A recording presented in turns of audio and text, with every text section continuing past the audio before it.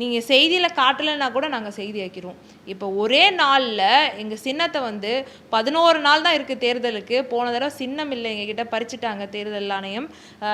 அரசியல் சதி அது, பறிச்சுட்டாங்க. 11 நாளே தேர்தல் இருக்கும்போது ஒரே நாள் வந்து நாங்கள் சின்னத்தை வந்து உலகம் முழுவதும் கொண்டு சேர்க்கலையா?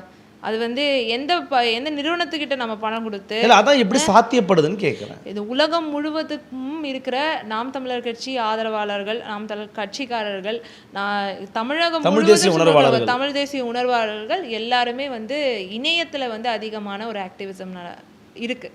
அது வந்து வாலண்டியர்ஷிப் தான். நம்ம எதுவுமே வந்து சொல்லி செய்கிறதில்ல, அவங்களுக்கா தெரியுது, அவங்களா தன்னோட ஆர்வத்தோடு வந்து அதை வந்து பங்கெடுக்கிறாங்க.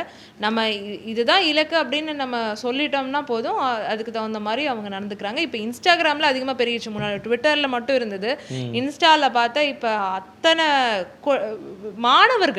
மாணவர்கள் எல்லாம் வந்து நம்மளோட அரசியலை தான் பேசுகிறாங்க.